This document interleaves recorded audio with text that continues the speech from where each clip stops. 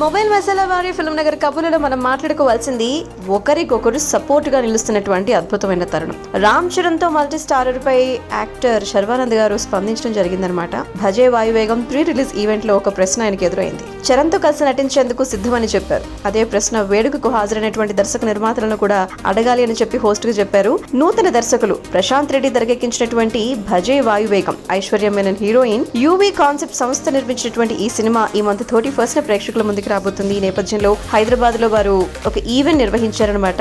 శర్వానంద్ గారు ప్రత్యేక అతిథి, బింబిసారా ఫేమ్, వశిష్ఠ ఇంకా చాలా మంది అతిథులుగా అక్కడ పాల్గొన్నారు. సినిమా మంచి విజయం అందుకోవాలి అని చెప్పి అందరూ కోరుకున్నారు. అయితే వేడుకను ఉద్దేశించి మాట్లాడుతూ శర్వానంద్ గారు, నేను ఇక్కడికి యూవీ కుటుంబ సభ్యుడిగా వచ్చాను తప్ప అతిథిగా కాదు. ఈ సినిమా టీమ్ లో కొందరితో నేను పనిచేశాను. ఈ సినిమాకి మెయిన్ హీరో డైరెక్టర్ ప్రశాంత్. నా రన్ రాజరన్ సినిమా కథను అసిస్టెంట్ డైరెక్టర్ గా వర్క్ చేశారు. మంచి దర్శకుడు అవుతాడు అని చెప్పి అప్పుడే అనుకున్నాను.